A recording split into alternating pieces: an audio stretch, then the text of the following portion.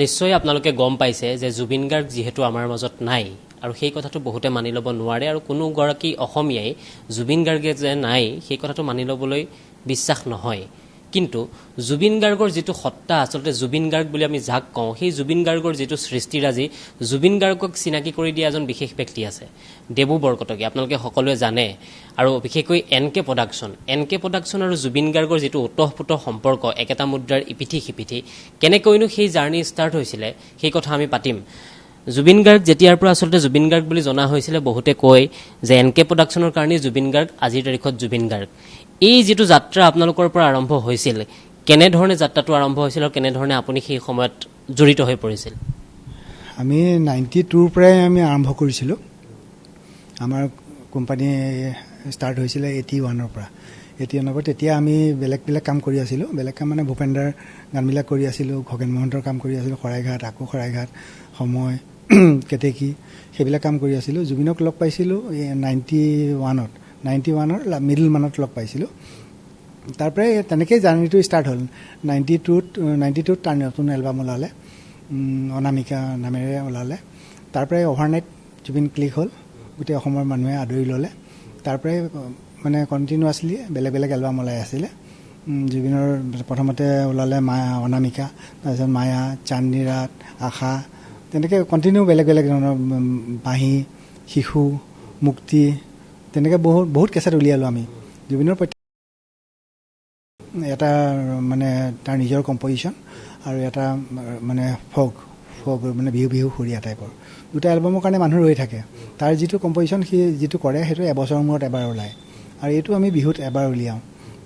তেনেকৈ আমি কণ্টিনিউ আগবাঢ়িছিলোঁ আপোনাৰ বহু ঘনিষ্ঠতা কাৰণ জুবিনৰ সেই জন্মই হওক জুবিনৰ যিটো জন্মৰ প্ৰক্ৰিয়া জুবিন গাৰ্গ হিচাপে গোটেই প্ৰক্ৰিয়াটো আপুনি ভালদৰে ওতঃপ্ৰোতভাৱে জড়িত আপুনি সম্পূৰ্ণকৈ জানে নাই জুবিনৰ ঘৰলৈ গৈছিলোঁ মই 16 তাৰিখে গৈছিলোঁ 16 তাৰিখে সি 17 তাৰিখে ইয়াৰ পৰা গৈছে ছিংগাপুৰলৈ 16 তাৰিখে গৈ পেলাই মই লগ কৰিছোঁ মই কেনেকুৱা মানে গা বেয়া নে গা ভাল সেইবোৰ সুধিছোঁ আৰু যেনে কেজুৱেলি যেনেকৈ সোধে বোলে এনেকৈ চলি আছে আৰু ধুনীয়া কোনো তেতিয়া মই ফূৰ্তি দেখা নাইকিয়া জুবিনৰ মুখত যিটো আমি লগ পালে যিটো হাঁহি আৰু ফূৰ্তি একেবাৰে মানে হেতা পৰা মানুহ এটা একদম তেনেকৈ পূৰা অসুস্থ বোলো মেডিচিন চলি আছে বোলে মেডিচিন দুটাটো খাবই লাগে সদায় সেইটো ৰেগুলাৰ চলি থাকিব লাগিব সেইটো জিন্দগী তাৰপিছত তেওঁতো অসুস্থ হৈয়ে আছিলে এনেকুৱা এটা অসুস্থ অৱস্থাত মানে নিব নালাগিছিলে মোৰ মতে এনেকুৱা অসুস্থ অৱস্থাত নিব নালাগিছিলে যদিও নিছে গোটেই কেয়াৰ ল'ব লাগিছিলে মেডিচিনৰ কথাটো আহি পৰে মেডিচিন মাজতে এতিয়া মই ছ'চিয়েল মিডিয়াত গম পাইছোঁ যে মেডিচিন স্কিপ হৈছে বুলি কোৱা শুনিছোঁ মেডিচিন দুদিনমান খোৱা নাছিলে বোলে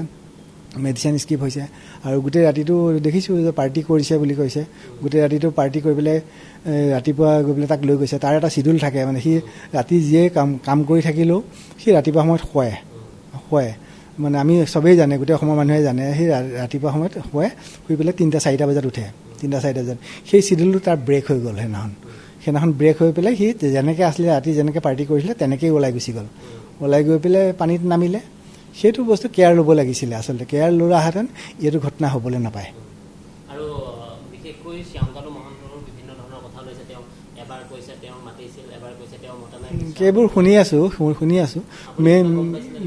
মেইন হ'ল সিদ্ধাৰ্থই এইটো মানে কেয়াৰ ল'ব লাগিছিলে সিদ্ধাৰ্থ তেওঁ অৰ্গেনাইজাৰ তেওঁ বিচাৰিবই তেওঁ নিজৰ বেনিফিটৰ কাৰণে তেওঁ অৰ্গেনাইজ কৰিছে যেতিয়া শ্ব'টো তেওঁ বিচাৰিবই কিন্তু মেইন হ'ল সিদ্ধাৰ্থই মানে কেয়াৰ ল'ব লাগিছিলে আৰু এই গোটেই ঘটনাটো এতিয়া মুখ্যমন্ত্ৰীয়ে তদন্তৰ কথা কৈছে CID-লৈ গোটেই গোচৰটো গৈছে আৰু গোচৰো ইতিমধ্যে হৈছে তেওঁলোকৰ বিৰুদ্ধে আপুনি আচলতে কি বিচাৰে তদন্ত কেনেকৈ হোৱাটো বিচাৰে তদন্ত হ'ব লাগিব জুবিনৰ জাষ্টিচ হ'বই লাগিব গোটেই অসমৰ মানুহ ৰৈ আছে জুবিনৰ কি হয় কি নহয় সিদ্ধাৰ্থ আৰু শ্যামকানু মহন্তৰ বিষয়ে মানে যিবোৰ ওলাইছে এতিয়া আমি ছ'চিয়েল মিডিয়াত পাইছোঁ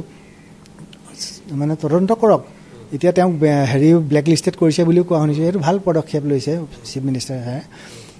তেনেকৈ মানে পদক্ষেপ ল'ব লাগিব এইটো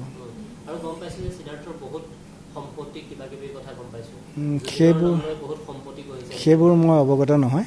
খালি এতিয়া ওলাইছে ব্যৱহাৰ পাতি খুব বেয়া আছিলে বুলি কোৱা শুনিছোঁ আৰ্টিষ্টৰ লগতো খুব বেয়া ব্যৱহাৰ কৰিছিলে বুলি কোৱা শুনিছোঁ